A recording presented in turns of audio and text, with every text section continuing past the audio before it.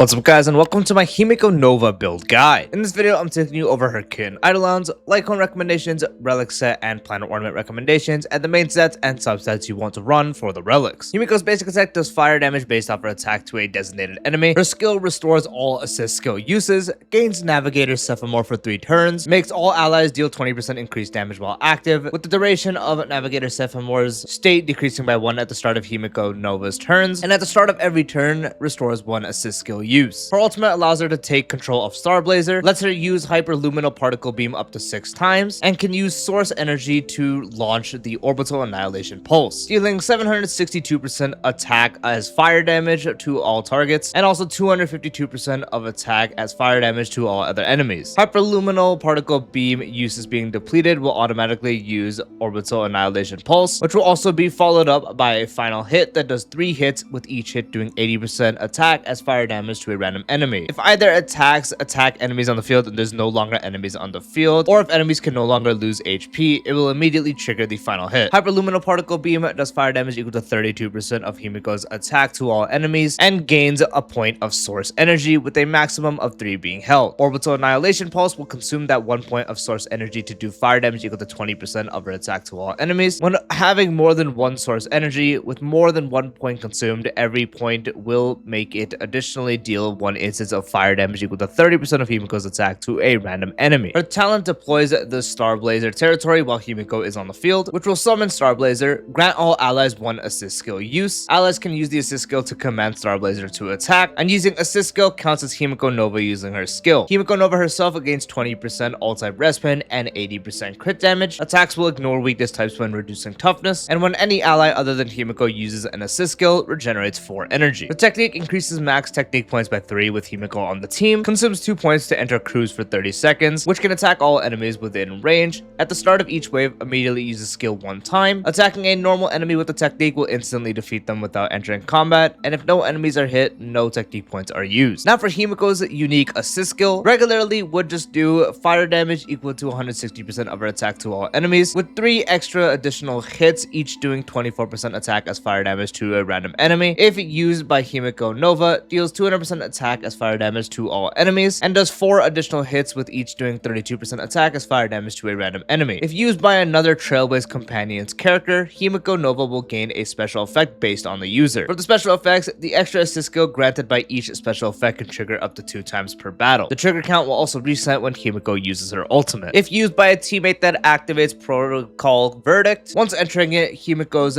damage will increase by 100%, ultimate damage will be increased by an additional 100%, and teammates actively using 2 ultimates will allow Himeko to launch an assist skill at no cost against the enemy. If used by teammates that would activate Protocol Decimation, in Decimation, all allies crit damage increases by 100%, skill crit damage increases by an additional 100%, and gains 1 charge for every enemy hit by an ally. Reaching 9 charges will consume all charges and allow Himeko to immediately launch a assist skill at no cost against the enemy target, and the assist skill cannot generate charge. For the teammates who give what actual state, Verdict would be any Trailblazer, Sunday, and any Danhang. Decimation would be Himeko herself, any form of March, which includes Evernight, and also Welt. For bonus traces, Himeko using her assist skill will not make it consume assist skill uses at the start of the turn. If the current assist skill uses are at the maximum limit, Himeko Nova additionally regenerates 5 energy, and this is her A2. A4 allows the Trailblaze companions other than Himeko herself, when they do use an assist skill, they will automatically gain an extra turn, which also lets them use their ultimate within that turn. An extra turn gained from an assist skill cannot repeatedly trigger the trace effect. Her A6 will give Himeko 3 points of source charge immediately when using ultimate. If current source energy is 3 points or more, when using Orbital Annihilation Pulse, the damage multiplier of Orbital Annihilation Pulse against a random single enemy increases by 30%. Finally, for her eidolons, her E1 increases the talent's extra assist skill trigger limit by 1. For Protocol Verdict, reduces the required teammate ultimates to trigger an assist skill by 1, so now you just need 1 ultimate. And for Protocol Decimation, reduces the required charge to trigger an assist skill by 3, so hitting enemies you would need 3 less, making it a total of 6. Himeko using using an assist skill will also increase the number of extra damage hits by 1. Her E2 increases the max assist skill uses to 2. Ultimate and assist damage increase to 130% of the original multiplier, while the Navigator's Sephamore is active. At the start of each turn, restores 1 additional assist skill use. And her A4 trace will now be able to give characters that are other than Trailblaze companions an extra turn after using an assist skill. Her E4 makes it to where when using the assist skill from her talent, the alt-type rest pen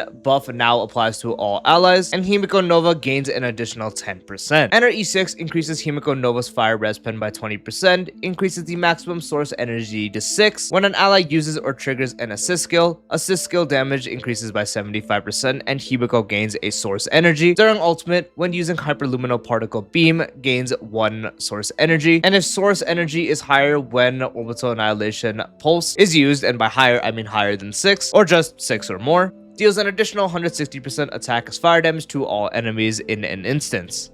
For Lightcones, of course, her best one is going to be her own signature Lightcone, providing 32% defense ignore for the wearer when they do damage. Where using an assist skill will regenerate 6 energy and gain sail for 2 turns. This stacks up to 3 times. Each sail stack increases assist skill damage by 20%. Reaching 3 stacks of sail will make each stack also increase ultimate damage by 20%. So this Lightcone provides you 32% defense ignore for everything, and also 60% assist skill damage and 60% ultimate damage when fully stacked. Very simple, especially with how much you are using the assist skills in battle, so you can stack up the actual effect right away, and this defense ignore is very good, especially on her teams where you have a bunch of actual characters, which of course this is going to change depending on the team you are running. That also provides some form of defense shred, and then this can help you push that all the way up to 100%, or maybe even slightly over cap, which is not ideal. But if it really helps you, and it's majority of it helping you to get 100% rather than majority of it over capping, then there's not really a problem. So for best performance at any investment level, of course, her signature is going to be by far the best. You could also very much use the Herda signature Lightcone.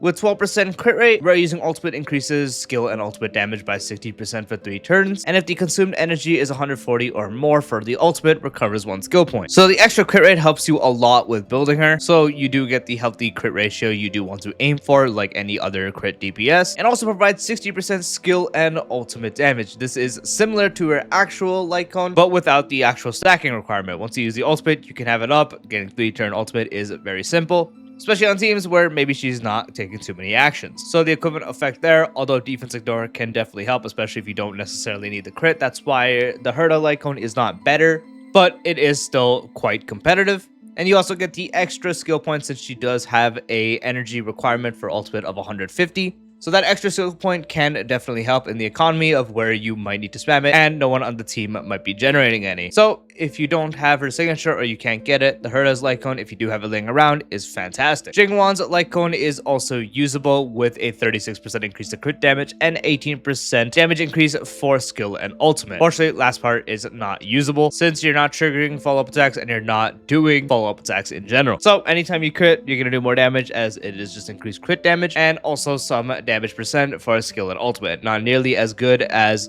her own signature, as that provides up to 60% for assist skill and also ultimate, or something like the Herda's where it's skill and ultimate 60% as well, but it's still something. So if you don't have those options and you have this one laying around, this is also very much usable. Knight on the Milky Way also is usable for increasing the wearer's attack by 9% for every enemy on the field up to 5 stacks, and breaking a enemy's weakness will increase damage dealt by the wearer by 30% for 1 turn, so up to a 45% increase to attack if there is 5 enemies on the field. So you're usually always going to see this active in pure fiction only. In other modes you're not, and if you don't get the break effect, then the performance of this actual Lightcone is going to be dropped since you're missing out on some damage percent. So you do want to ensure you do have an enemy broken so you can actually get this, and hopefully there is a way to constantly get it refreshed, which is something you would mainly see once again in pure fiction since enemies are spammed at you and have lower toughness. In endgames, there's going to be a lot of times where it's just elites or bosses where they have higher toughness, so that's why it's a bit of a problem. And since this is a standard Lightcone that's been in the game since the actual release, if you have more refinements in it, getting it to S5 at least can actually slightly make it like the 3rd best option, but that's still accounting for the effect that you do have the whole thing active. So this would be the next option you do use if you don't have any of the 3 signatures we did talk about. You can also use Today is Another Peaceful Day Battle Pass Lightcone.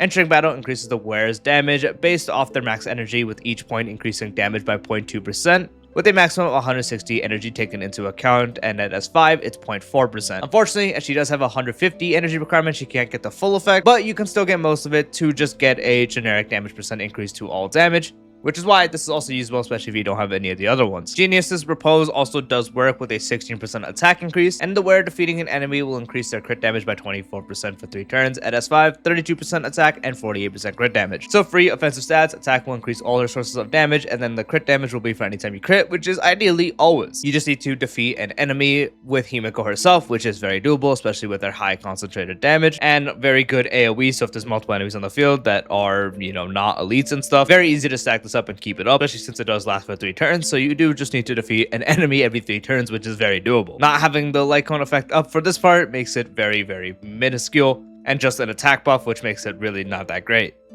For relic sets, the only one you really want to use is 4-piece Navigator. Like, come on, it's literally called Navigator. It's very clearly that it's for her. 2-piece increasing attack by 12%. 4-piece where entering combat or using skill. Damage dealt by their skill and ultimate increases by 18%. Stacking up to 3 times, and at the start of the wearer's turn or after using ultimate, removes a stack of this effect. 2-piece increases all her sources of damage as she's an attack scaler. 4-piece can provide you a lot of damage percent as you are stacking this up. And since you're using the assist skill, which is able to stack this, you are able to constantly keep this up even if Himeko's turn to use the skill isn't going to be active as much. Especially on teams where you're not giving her much action, so you're not really running an action advancer, you're not running anything speed related. You're not going to really expire it by taking a turn, and then the assist skills are going to be giving you stacks, which is why this is very easily stackable. Once you use ultimate, you would remove that 1 stack, but you still keep a bunch of uptime and you're still going with it. And so keeping big uptime on this at 2+ actual stacks is very simple with Himeko, providing you the best overall results, and makes this her far and none signature set. Unfortunately, past that, there isn't necessarily many options you can do.